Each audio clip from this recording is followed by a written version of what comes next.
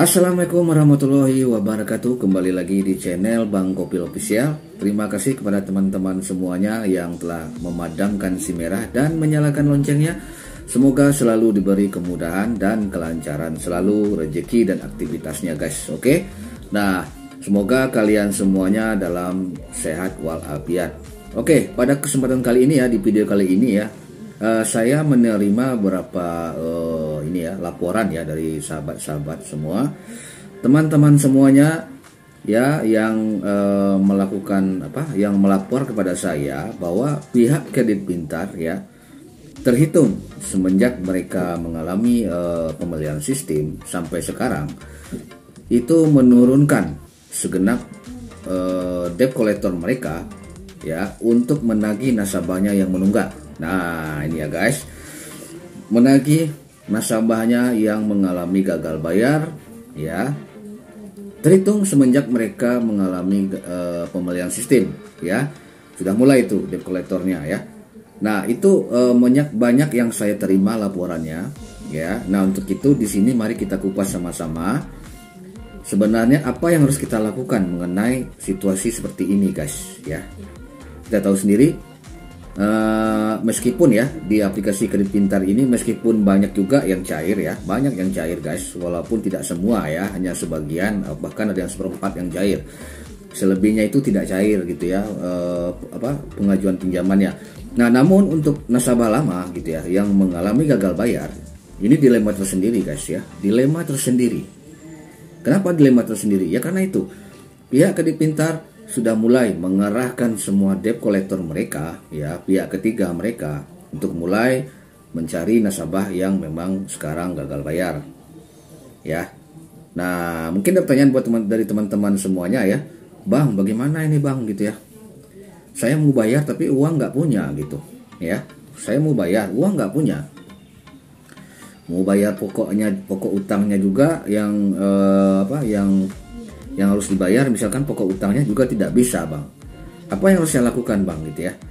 Nah, ini kita pecahkan di sini ya. Semoga pencerahan saya kali ini bisa bermanfaat buat teman-teman semuanya, terutama yang gagal bayar di aplikasi Kredit Pintar guys ya.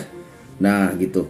Ini sesuai dengan pengalaman saya guys ya, pengalaman saya ya, yang kebetulan ya gagal bayar juga di Kredit Pintar sudah sejak bulan Januari atau Februari 2021 hingga sekarang. Saya tidak ada membayarnya guys, kecuali aku laku saya bayar guys, pokok utangnya saja. Tapi Kredit Pintar tidak saya bayar guys sampai sekarang ya. Saya juga sedikit memperhatikan ya, saya juga memperhatikan situasi yang ada gitu ya, terutama buat teman-teman yang gagal bayar. Saya perhatikan ya, mereka menerima ancaman, katanya menerima WhatsApp dari pihak debt collector yang mengaku dari Kredit Pintar ya. Nah, gitu. Berdasarkan pengalaman saya ya, saya mengalami gagal bayar setahun lebih nih ya. Memang mereka akan melakukan penagihan secara spontan, secara secara sporadis pada nasabahnya. Namun yang perlu dicatat ya, selagi penagihan itu ya, selagi penagihan terhadap nasabah itu sesuai dengan SOP yang ada, ya nggak masalah guys ya. Saya pun juga begitu. Kalau memang mereka ingin mau menagih utang saya gitu, silakan. Saya bilang gitu, silakan datang, kita bicarakan baik-baik ya. Seperti itu aja teman-teman. Jadi kalian tidak usah takut dan tidak usah panik mengenai hal ini ya. Karena ya, yang namanya utang kita tetap harus dibayar guys ya.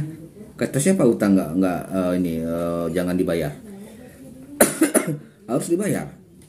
Berapapun itu, secuil apapun itu harus dibayar ya, karena Kredit Pintar seperti kita ketahui sudah berizin OJK dan diawasi oleh AFPI. Jadi ini pinjol tidak pinjol kaleng-kaleng, pinjol yang benar-benar kredibilitasnya itu diakui di Indonesia ini guys.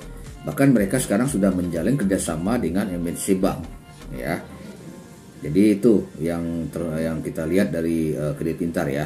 Lalu masalah gagal bayar, debt collector datang misalkan, ya udah terima aja guys. Kalaupun kalian bisa diselesaikan utang kalian ya, kalian bilang, tolong setelah saya bayar utang saya, tolong beri kemudahan kepada saya agar bisa mengajukan pinjaman kembali di Kredit Pintar. Bilang begitu. Gampang guys, kalian cukup bayar pokok utangnya, nggak usah bayar bunga. Bunga minta keringanan, kalaupun bunganya udah 100%, itu kan dilarang, tidak boleh. Ya, kalau bunga udah 100% itu dilarang guys ya. 100% tidak boleh, itu sudah ada imbauan, udah ada peraturannya dari OJK. Setiap penagihan ya, setiap tunggakan nasabah yang nilainya 100% itu tidak dibolehkan. Ya, tidak boleh mencapai 100%. Jadi caranya kalian minta keringanan. Kalau misalkan bunganya udah udah 20% ya, 30% standar lah gitu, kalian bisa minta keringanan kepada mereka. Saya akan bayar, tapi tolong bantu untuk melakukan pengurangan bunga, misalkan begitu.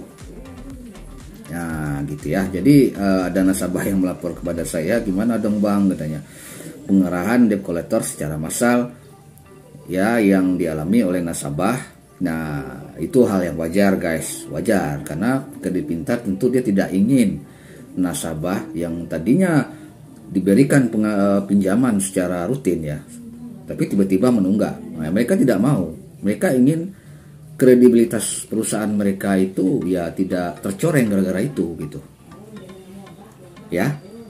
Dan juga begitu nasabah, kita sebagai nasabah juga tidak ingin kan nama kita juga tercoreng di situ gitu. Nah, alangkah baiknya kalian bayar pokok utangnya saja gitu.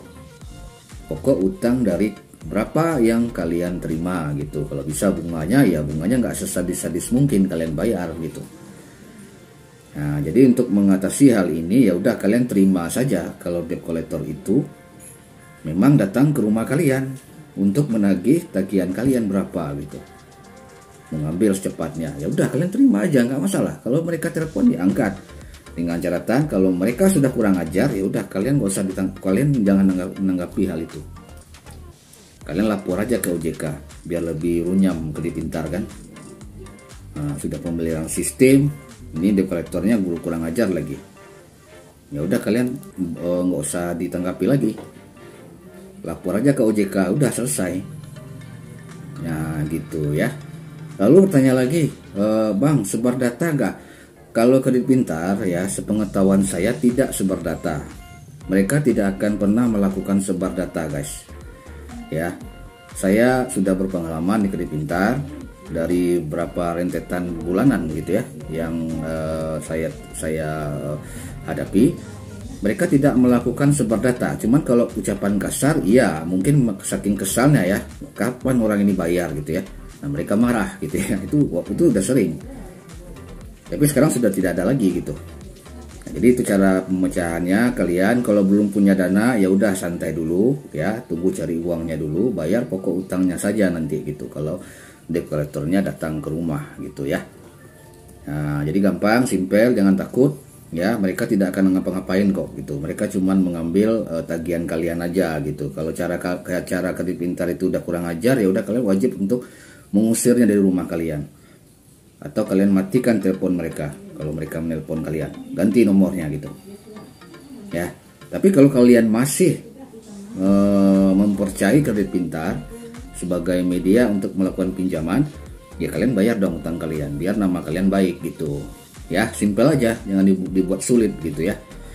Oke, mungkin itu aja teman-teman, sedikit pencerahan saya mengenai situasi ini ya.